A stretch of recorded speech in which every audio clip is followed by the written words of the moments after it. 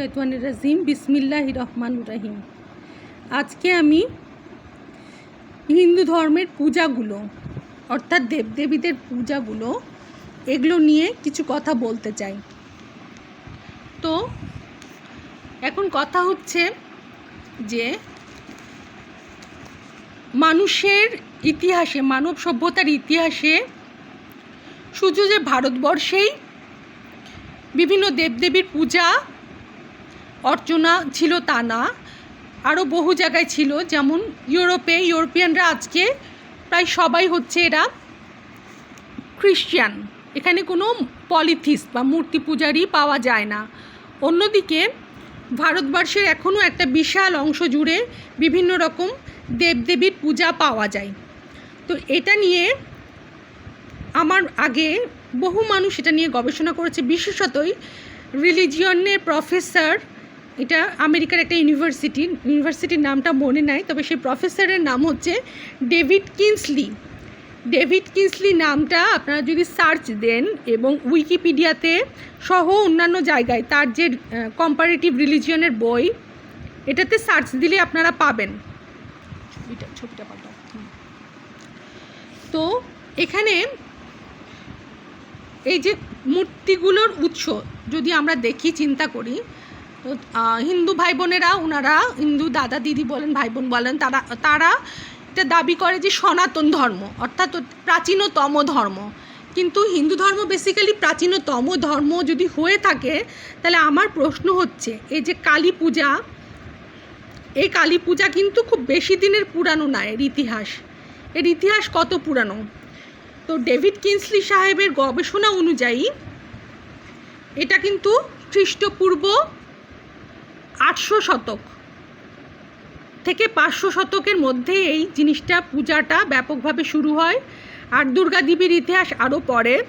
আমাদের পশ্চিমবঙ্গের যারা আমাদের আমি বলতে চাচ্ছিলাম যে বাংলা যখন অবিভক্ত ছিল, বাংলাদেশ এবং পশ্চিমবঙ্গ,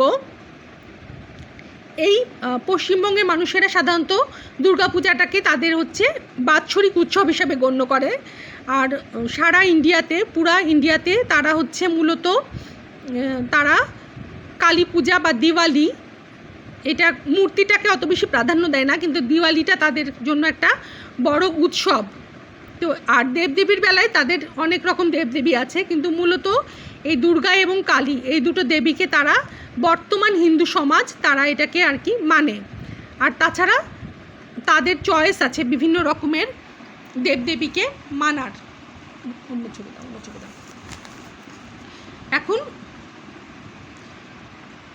দুর্গা পূজার ইতিহাস খ্রিস্টপূর্ব 800 শতকে, কালী পূজার ইতিহাসও তাই, এবং এগুলোর জন্য কোনো রকম ডকুমেন্টারি গ্রন্থ পাওয়া যায় না। যদি বেদার কথা বলা হয়, বেদে কোথাও দুর্গা পূজা নেই। যদি শ্রীকৃষ্ণের বাণীর কথা বলা হয়, শ্রীকৃষ্ণের বাণীতে কোথাও দুর্গা পূজা বা কালী পূজা নেই। যদি রামায়ণের কথা বলা হয়, সেখানেও নেই। তা এখন কথা হচ্ছে তারা কোথা থেকে এই জিনিসগুলো আবিষ্কার করলেন?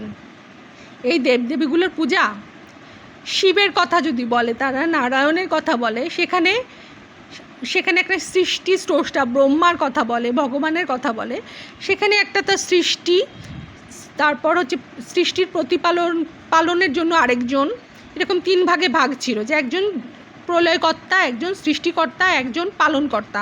তো 3টা যদি কনসেপ্ট থাকে, তবুও সে কনসেপ্টটা এটা অতি প্রাচীন কনসেপ্ট, কিন্তু সেখানে একজনের 3টা রূপকে, অর্থাৎ আমরা যে কোরআনে আমরা যে ইসলাম ধর্মে বিশ্বাস করি, শুধু ইসলাম ধর্ম না, আব্রাহামিক সব ধর্মে বিশ্বাস করা হয় যে স্রষ্টা, সৃষ্টিকর্তা, তারপর পালনকর্তা এবং ধ্বংসকর্তা একই জন, একই মাবুদ, একই ইলাহ।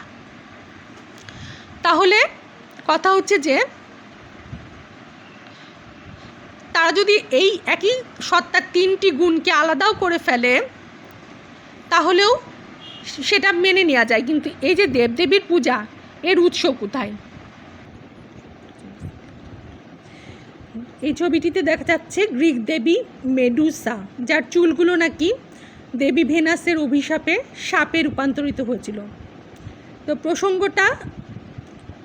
প্রসঙ্গতে ফিরে যায় যে এইসব পৌরাণিক যে কাহিনীগুলো, এই কাহিনীগুলোর মধ্যে প্রচুর পরিমাণে ভালগারিটি বা অশ্লীলতার ছড়াছড়ি আছে, কিছু ধর্মকথাও আছে।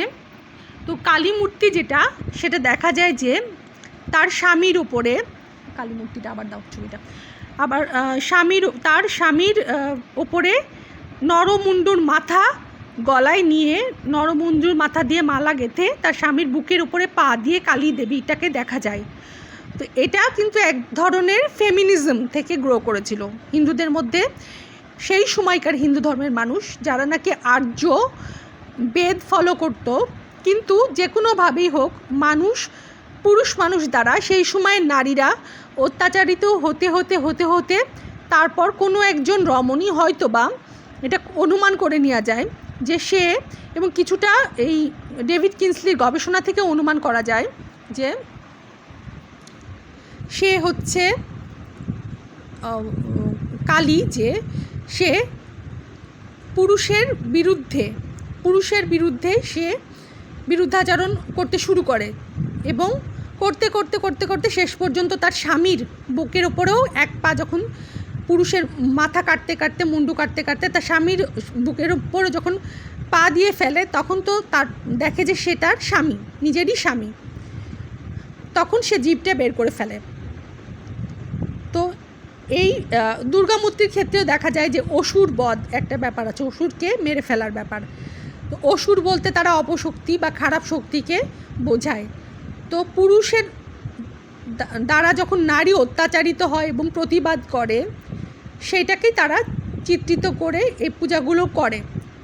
নারী অধিকারটা সেই সময় হিন্দুইজমের ভেতরে এরকমভাবেই নিষ্পেষিত হওয়ার পর সেটাকেই তারা পূজার দেবী হিসাবে কল্পনা করে নিয়েছে। কিন্তু যদি বিবেচনা করা হয় যে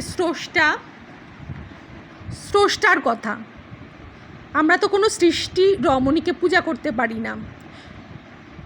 যদি এমনটাই হয় ঘটনাটা, তাহলে তো তসলিমা নাসরিন,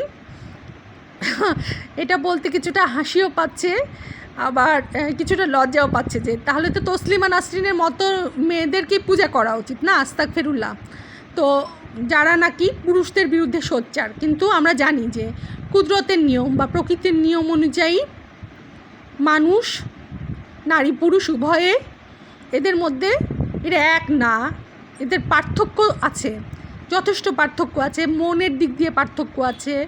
যদি আমরা দৈহিক কোষগুলোর দিকে চিন্তা করি, সেই দৈহিক কোষগুলোর ভেতরে পার্থক্য আছে, প্রতিটা কোষে XX এবং XY ক্রোমোসোম আছে।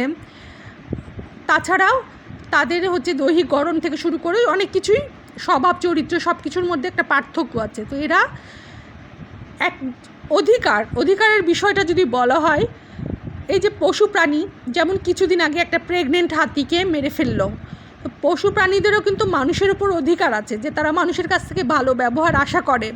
তাদেরকে ধ্বংস করা হোক, এটা কিন্তু তারা আমাদের কাছ থেকে আশা করে না। সুতরাং নারী আর পুরুষের যে অধিকারগুলো আমাদের ইসলাম ধর্মে, কোরআনে দেওয়া হয়েছে, এগুলো যার যার যথাযথ মর্যাদা এবং প্রয়োজন অনুযায়ী দেওয়া হয়েছে। অনেকে কুতর্ক করে যে ইসলামে নারীর যে অধিকার, এটাকে ক্ষুণ্ণ করা হয়েছে, কিন্তু বস্তুতপক্ষে না।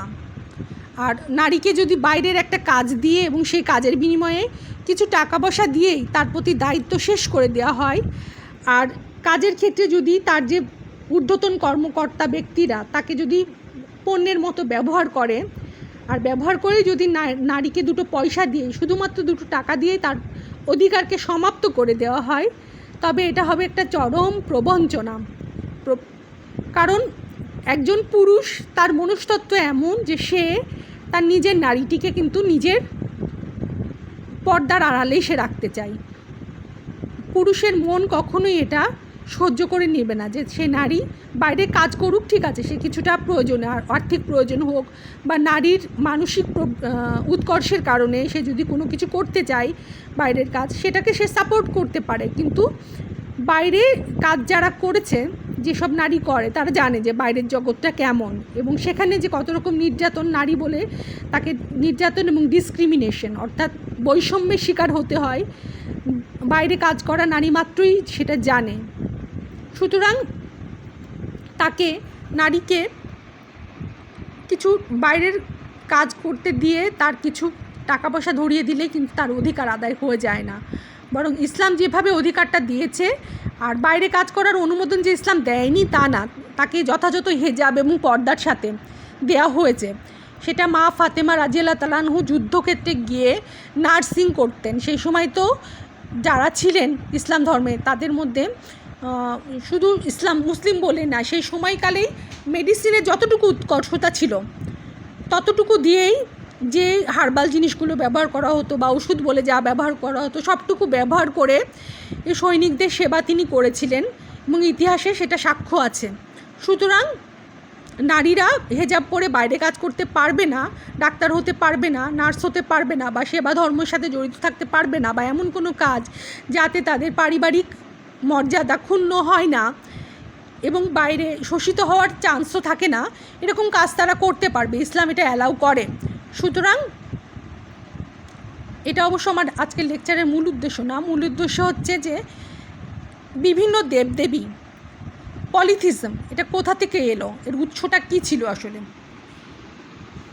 এবং রাসূলুল্লাহ সাল্লাল্লাহু আলাইহি ওয়াসাল্লামের আমলে খোদ আরব দেশেও কিন্তু লাত, উজ্জা সহ 5 জন নসর মানে সাহায্যকারী, এরা বিভিন্ন দেবদেবতা ছিল। তো মানুষের মনের মধ্যে স্রষ্টাকে খুঁজবার একটা প্রবণতা আছে এবং তারা দেবদেবীকে এর সাথে গুলিয়ে ফেলে। এই দেবদেবীগুলো কিন্তু এগুলো উৎখাতের জন্য আমাদের মহান রাসূল সাল্লাল্লাহু আলাইহি ওয়াসাল্লাম সারা জীবন চেষ্টা করে গেছেন। কারণ যখনই দেবদেবীতে মানুষ এই দেবদেবীর পূজা করবে তখন কিন্তু তার মধ্যে একটা শেষ পর্যন্ত শিরক অর্থাৎ অংশীবাদিতা থেকে অংশীবাদিতা নয় বরং কুফরির জন্ম হবে। তাদের কাছে মনে হবে যে মানুষের মূর্তি একে পূজা করছি, তাহলে এগুলোই ধর্ম মিথ্যা।